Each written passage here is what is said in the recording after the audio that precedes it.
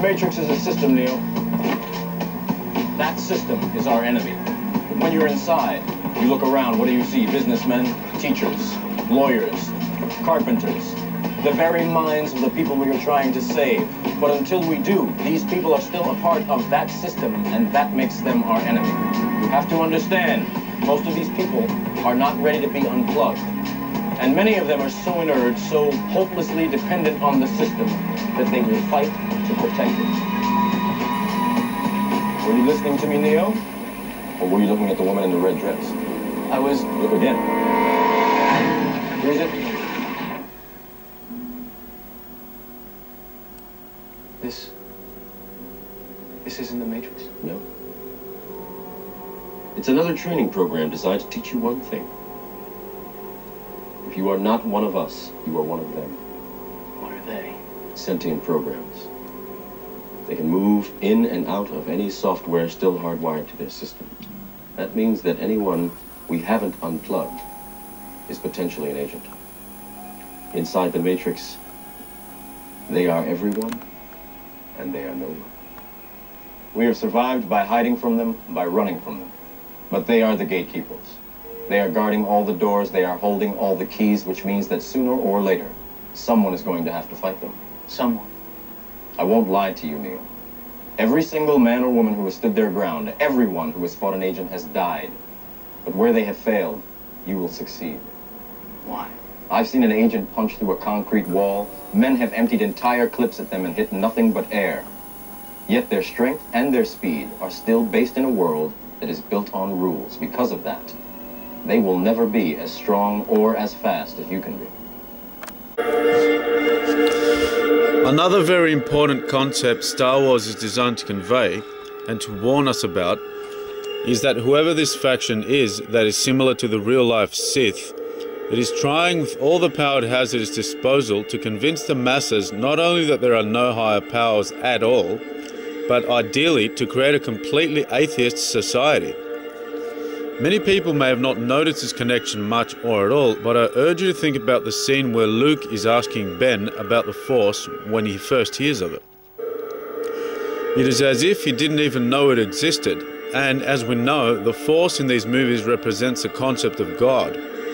So really, what we are shown here very blatantly is when the Sith finally take over completely, the society is eventually transformed into a completely atheist one.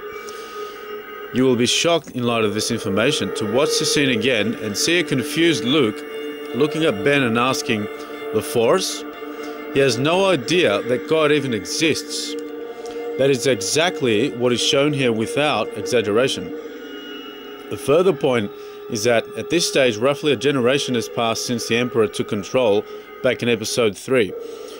So we are shown that older people, like Obi-Wan, may still know, but the generation that has grown up with the Illuminati/Sith in full power is totally atheist, since knowledge of the higher realms has been taken out of circulation completely.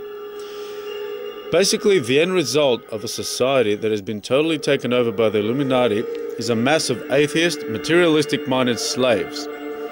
The Illuminati, in other words, is working tirelessly to bring about a modern-day feudalism, where they are at the top as our trillionaire rulers, and the masses are just stuck in a never-ending treadmill of work, food, and sleep. More on this later.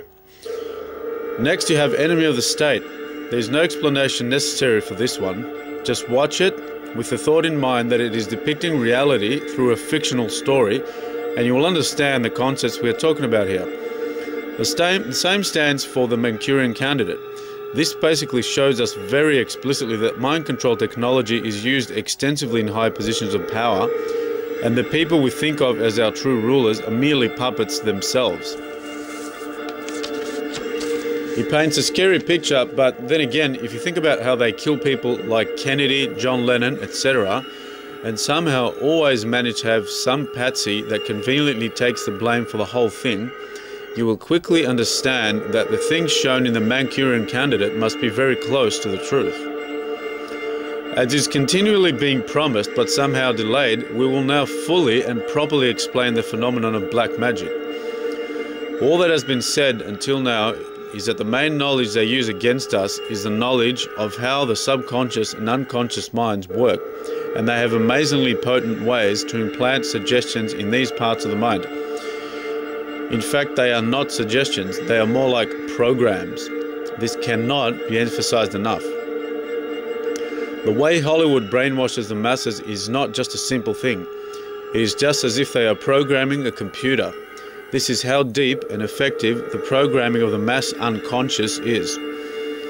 Whatever they want the entire planet to believe, or however they need it to behave, in order to create a desired effect in society, they can do it. Like, for instance, teenagers being violent, shooting up schools, doing drugs, being promiscuous, or believing that hip-hop culture is awesome and emulating it, rather than perhaps listening to classical music or reading philosophy, doing meditation, respecting the opposite sex, and taking up a non-violent sport like tennis, baseball, or swimming, for example.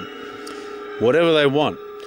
If they deemed it necessary for people to be going out in the streets, shooting each other, hunting each other, and eating each other like cannibals, if they really wanted us to behave like this on a mass scale, I assure you they would do it. But this is not in accord with the agenda. If they wanted us dead, we would be dead by now. What the agenda is that they want to degrade us to the point where we are atheist, materialistic-minded drones that have no independent thought whatsoever and never question authority. While this may sound far-fetched or like scaremongering or whatever, the fact remains that if you wanted to control 6 billion people and counting, you would arrive to the conclusion that only a population of this type could be controlled effectively. Because the people we're talking about here are but a handful. Yes, they may have super wealth and are in the highest positions attainable and even higher, to a point that most of them cannot even be traced at all. But still, might is right, and in terms of sheer numbers, I can guarantee you that we, the people, have the might. And don't forget, we mentioned earlier that they're just scared little wimps with ruined families and abused childhoods who are hiding behind their immense, incalculable wealth. Really, this is all we are dealing with. Their only weapon is their wealth and their secret knowledge they systematically hide from the masses for thousands of years now. Yes, thousands. And not one, not two, not three. We are talking about 5,000 minimum. It may turn out to be even more, but for the sake of not shocking people more than I have already, let's keep it to 5,000 for now. But with all this knowledge pouring out from all over the world at an ever-increasing rate, there will soon come a time when they will have no advantage over the masses as far as their secret knowledge about the mind and spirit is concerned. The only thing they will have left is their wealth. But this will crumble also, since they will need to channel more and more of it into trying to find ever new ways of controlling us. It will snowball like this, and eventually their unholy empire will crumble like all illusions crumble in the end. These times are not very far, I assure you. The thing you must understand is that this process hasn't begun just now. On the contrary, it is at its final stages. This has started for over 100 years now. Slowly the cracks in the system surfaced as the Aquarian age drew nearer. No matter that it wasn't technically the age of Aquarius 150 years ago, but as it always happens with these things, there are always early heralds of the next age, maybe 100 or even 200 years before it officially begins. So many things emerged that created the seeds for what is in full bloom right now all over the world. The main thing is the spiritualist movement, which, as many of you know, was comprised mainly of Helena Blavatsky initially, who influenced all the subsequent New Age teachers, culminating in the personage of the notorious Aleister Crowley, who, rather than the most wicked man in the world as he was dubbed, was more like the most misunderstood man in the world. I can assure you of this. This tradition grew more and more, and other amazing teachers emerged, and with them equally amazing knowledge. Chief among these, Ron Hubbard of Dianetics fame, who basically influenced and shaped the entire New Age movement that followed, and the whole thing has just grown and grown. There were gurus from India that traveled to the US to teach the Westerners Eastern wisdom. There were meditation and yoga centers cropping up everywhere. Many people recognized that astrology was true, and on and on. Soon Westerners began coming up with their own spiritual theories independently of the Eastern traditions, and even medical doctors managed to marry their backgrounds in hard science with spirituality. Prime example of this is the amazing Deepak Chopra, who initially started out as a medical doctor. This built up even further, and eventually people like David Icke emerged out of nowhere, without anyone, least of all himself, expecting where his research would lead us and how many people would eventually believe what he had to say. And now, incredibly, we are beginning to surpass even that quantum leap that David almost single-handedly created. We are fast approaching the era where we will uncover these people through our intuitions alone. The world is becoming more and more psychic as each day passes, and eventually what I am doing with this writing will be considered the norm, and these people that have all this so-called power over us will lose it all. And the reason is that they will not be able to lie to us anymore. We would just simply know it.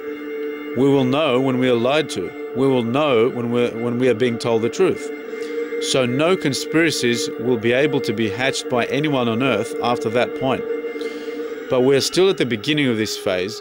What needs to be done now more than anything is to clear away the fears and misunderstandings regarding all this supposed supernatural power that these people, these bloodlines, are purported to have. If this doesn't happen on a mass scale first, then the next period of becoming naturally psychic could never come to pass. All we have said up to this point is that they have knowledge of the workings of the mind and its connection to the further higher realms of the spirit, the planes of pure spirit energy. And we spoke at length how they use this to brainwash the entire planet through movies, etc. This, of course, is but one aspect of what they know. But the most controversial, most misunderstood, and the most feared subject of all is the Satanism/demonology one, and this is the greatest secret of all. We touched very briefly on this earlier, saying that it is the ultimate source of their power. What we must know next, therefore, is how this is so. How does it work? By understanding this properly, it will also demystify the subject and make it appear much less frightening or ludicrous. And the reason it is frightening is merely because we know less about this subject than any other Illuminati secret. You will see that there is a good reason they have kept it secret. Now let us begin by saying that the universe is a multi-dimensional place that has many different levels and realms, and that there are many different doorways that connect these realms to one another. We usually call them portals.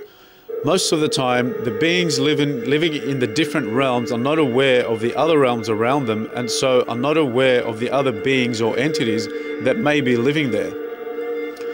This is all fine, and that is how it is meant to be on the main. Beings slowly ascend to higher states, and they eventually are able to perceive the multidimensional and multifaceted reality that we live in. But this is a gradual growth, which needs to be conceived of as being in the millions and in the billions of years, over vast stretches of space and time, as galaxies are born and as they implode in on themselves. Evolution is a rather slow process. You don't exactly get from fish to Homo sapiens in a couple of million years. Let me put it that way.